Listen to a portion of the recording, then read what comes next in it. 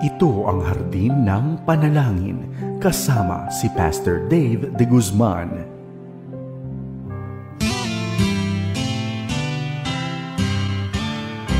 May harding mapananalanginan, doon si Jesus naghihintay. O kay ilam ng panalangin ang hardin, doon kay gandang manalangin. Tayong natulog sa luklukan ng Diyos sa hardin ng pananalangin. Isang magandang araw ng Lunes sa iyo, kaibigan. Ngayon ay January 11 at sa araw na ito tayo ay makararanas ng iba't ibang uri ng pagpapala at kabilang rito ay pagpapalang spiritual sapagkat patuloy tayo sa pag-aaral ng salita ng Diyos. Hindi pa rin tayo ligtas sa mga pagsubok na maaring ipahintulot ng ating Panginoon. Ngunit kaibigan, sa larangan ng pananalangin na mamaya ay gagawin natin, maihahaing natin anuman ang ating saloobin. At tayo ay magpapasalamat. Bago natin gawin ang mga bagay na nabanggit ko, kaibigan, kapupulutan natin ng aral ang salita ng Diyos. Kaya't muli, halika, samahan mo ako rito sa ating programang Hardin ng Panalangin. Ayaw na papalain, hanapin ang Panginoon sa hardin ng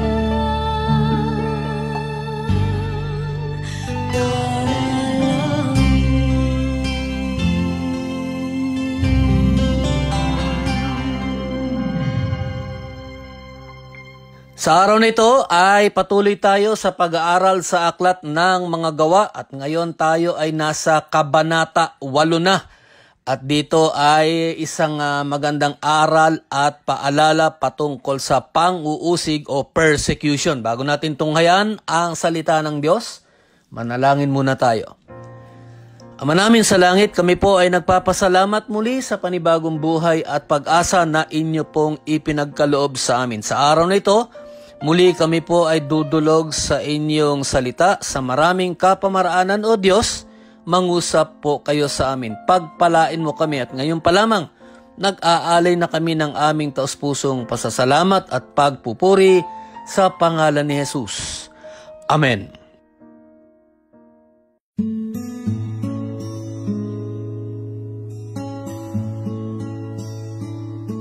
Pang-uusig, yan ang ating tema na gagamitin sa ating patuloy na pag-aaral sa salita ng Diyos at tutunghayan natin ang paalala sa Kabanata 8 sa aklat ng mga gawa. Alam mo kaibigan, hindi tayo ligtas sa anumang uri ng persecution o pang-uusig at isa rito ay lalong-lalo na sa larangan ng ating pananampalataya. Sino ba ang uusig sa atin? Kanino ba manggagaling ang mga pang-uusig na kung saan ay hindi tayo ligtas na maranasan? Acts chapter 8 verses 1 to 3. Ngunit pagtutuunan natin ng pansin ang talata 1 lamang. Tayo ngayon ay nasa Kabanata 8 na sa aklat ng mga gawa at pag-aaralan natin ang Kabanata 8 talata 1. Alam niyo po, isa lamang itong mga talatang pag-aaralan natin na pinili ko sa ilang kabanata sa aklat ng mga gawa. Acts chapter 8 tayo ngayon, verse 1, ganito ang ating mababasa. Nang araw na iyon, nagkaroon ng malawakang pang-uusig laban sa iglesia na nasa Jerusalem at lahat ay nagkahiwa-hiwalay sa buong lupain ng Judea at Samaria, maliban sa mga apostol. Alam mo kaibigan, pagka sinuri mo yung first 7 verses, lalo na yung Kabanata 7, ang pangyayaring ito, itong mga kaganapan sa Kabanata 8, ito ay matapos ang kamatayan ni Stephen o ni Esteban.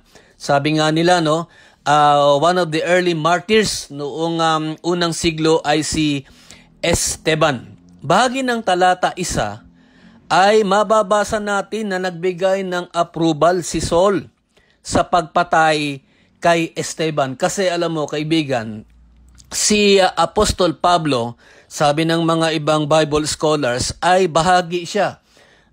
Apostle Paul was part of the Sanhedrin, yung pinakang Supreme Court ng mga Hudyo. At sa ating pagpapatuloy na pag-aaral, nag-preach ang mga nagkawatak-watak na disciples patungkol sa magandang balita. At ang iba ay nagpatuloy sa gawain na iniatas ng Panginoon sa kanila. Pagka nga binasa mo yung mga unang bahagi ng Kabanata 8, ay nakaranas, ito na yung aking tema sa araw na ito, ay nakaranas ng pang-uusig ang mga alagad. Kaibigan, bilang mga mananampalataya, tayo, tulad nila ay hindi ligtas sa ganitong karanasan. Noong kanilang kapanahunan, maging ang kanilang buhay o yung mga buhay ng mga alagad ay nanganib. At sa ating panahon, nangyayari ito sa ibang bahagi ng mundo. Hindi lamang nanganganib ang buhay ng iba nating kapatid sa pananampalataya, ngunit ang iba ay nagbubuwis ng buhay. Mapanindigan lamang nila ang kanilang pananampalataya. Kaibigan, sa salita ng Diyos, kung iisipin mo, at ito ay may katotohanan, hindi naman sinasabi na hindi tayo makararanas ng paghihirap. Kung ang ating Panginoong Hesukristo ay nakaranas nito, tayo ay makararanas din. Ang paalala, tandaan natin, sa salita ng Diyos ay hindi niya tayo pababayaan, hindi niya tayo iiwanan. So, kinakailangan ma-distinguish natin yon. Kasi akala ng ibang mga mananampalataya, ang buhay bilang isang Kristiyano ay puro pagpapala. Nagkakamali ka rong kapatid. At ang ating buhay bilang mga mananampalataya ay may kalakip rin na pang-uusig at mga hamon sa buhay. Pakahulugan, kaibigan, sa kakulangan natin, kasapatan, paghihirap o anumang pagdadalamhati, kasama natin ang Panginoon Diyos at tayo ay makaaasa ng tagumpay. At alam mo kaibigan, ang tagumpay ay magiging makabuluhan lamang kung patuloy tayong mananangan sa ating Panginoon. Bagaman nais ng Diyos ang magandang buhay at kinabukasan, higit sa lahat sa atin na kanyang mga anak, ang pagsubok sa buhay ng tao ay walang pinipili. Lahat, kaibigan, one way or another, ay may pagsubok sa buhay. Kaya nga lamang, kung minsan yung mga kapwa natin na wala pang tunay na pagkakilala kay Jesus bilang tagapagligtas at Panginoon, ay maaring daraan sila sa matinding hamon sapagkat wala nga silang kagalakan, sapagkat wala pa sa kanila si Kristo. Sa karanasan, kaibigan, ng mga alagad at maging tayo, ang pang-uusig ay dahil sa ating pananampalataya. Alam mo, tayo man ay inuusig din dahil sa ating pananampalataya na ang pang-uusig ay maaring manggaling o kadalasan ay sa sarili nating sambahayan. Dahil iba ang halimbawa na ating ipinapakita bilang nakakilala na sa biyaya ng Diyos, kaya ganito ang ating nararanasan. Kumbaga sa isang sambahayan, sabi nga nung isang ama ng tahanan, tayo ay nasa isang bangka.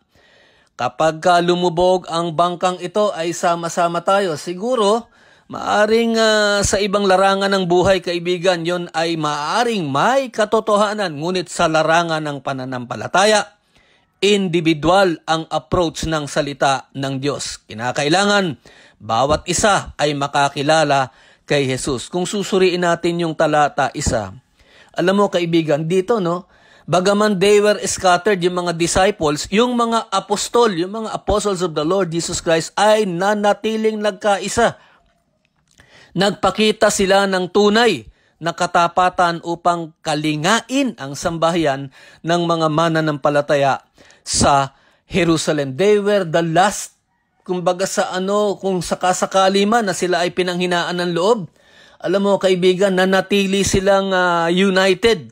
Ika nga, yung 12 apostol at sila ay naging daan upang maging sa ating kapanahunan, tayo ay pagpalain tungkol sa buhay na walang hanggan. Yung iba namang mga disipulo that were scattered, they just continued to do the work that God has given them. Bagaman hindi sila ligtas sa mga hamon ng buhay. Magandang halimbawa ang kanilang ipinakita tulad sa isang paglalarawan sa isang barkong lumulubog. Alam mo kaibigan, yung ginawa ng mga 12 apostol ay pinahalagahan nila ang kapakanan ng kapwa. Sila man ay ang malagay sa panganib, katapatan sa tungkulin at pagmamahal sa kapwa. Iyan ang kanilang kaunahan bago ang sarili. Isang magandang halimbawa ng pagmamahal, higit nga sa sarili at pagmamahal rin sa tungkulin para sa Panginoon. Paalala sa kanilang karanasan, kaibigan, at ito ay para sa atin, hindi tayo dapat pinanghihinaan ng loob anuman ang ating haharaping pagsubok.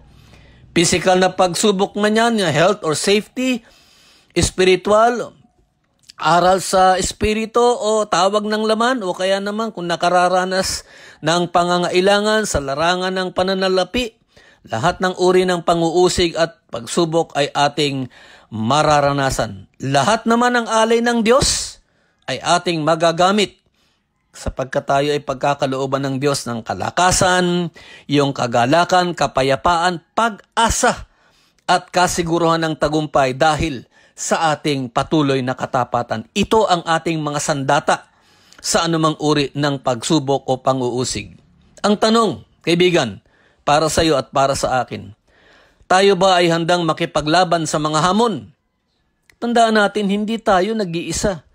Wika nga, hindi tao ang mga kalaban natin, kundi masasamang espiritu at pinuno ng kadiliman sa espiritual na mundo. Ang paalala sa atin ni Apostol Juan na maaari nating maging batayan upang tayo ay magpatuloy at magkaroon ng katatagan. Sabi nga ng ating Panginoon, mas makapangyarihan ang espiritu na nasa inyo kaysa espiritu na nasa mundo.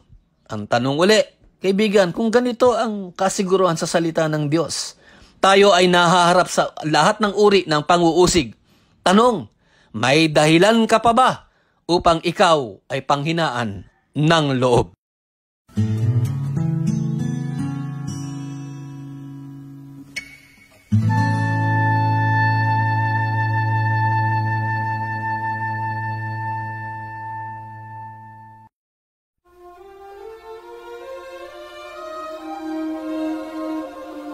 Tunay nga na tayo ay muling napaalalahanan mula sa salita ng Diyos patungkol sa persecution, at dito makikita natin na isa sa mga pangako ng Panginoon Diyos ay hindi niya tayo pababayaan at we have the weapons na kanyang ipagkakaloob sa atin upang tayo ay maging mabisa at magtagumpay. Kaibigan, tayo ngayon ay manalangin. Ama namin sa langit, marami pong salamat sa napakagandang paalala patungkol sa mga hamon na aming pagdaraanan.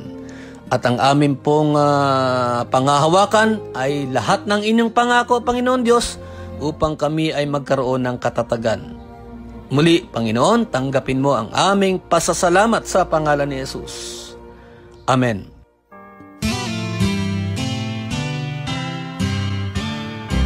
May harding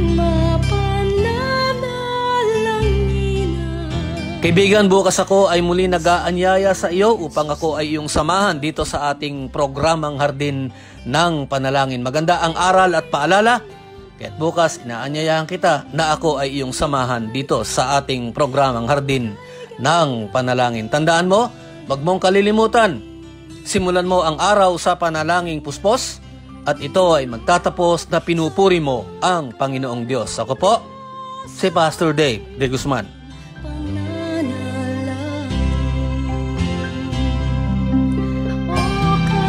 sarap.